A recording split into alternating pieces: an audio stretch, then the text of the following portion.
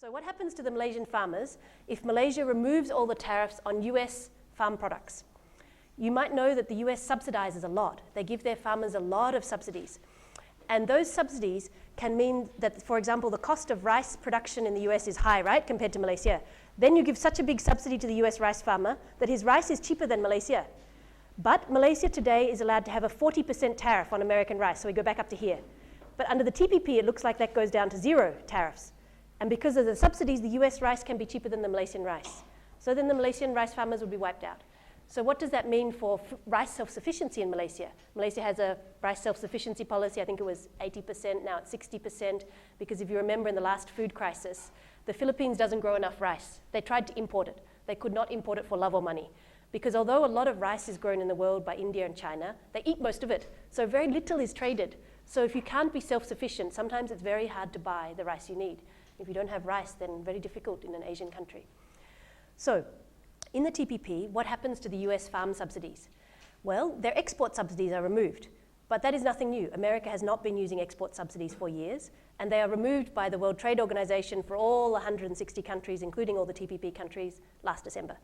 What the US does is subsidize domestic subsidies. So this is where the US government pays the farmer like an income of, say, $50,000 a year, whether he grows rice or not.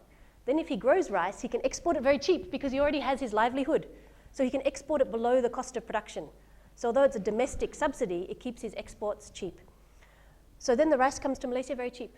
Now those domestic subsidies not touched in the TPP. US can continue, can even increase. But Malaysia, we've got money to give domestic subsidies to rice farmers as much as the US. If you are an arms race of subsidizing, the US has deeper pockets.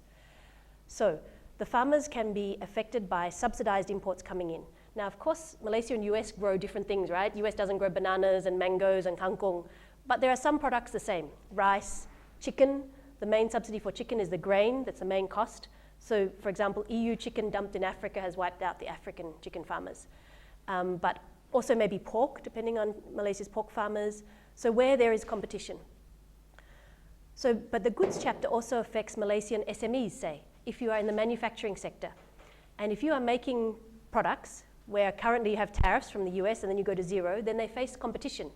And if in future they want to move into new industries, usually you have what we call infant industry protection.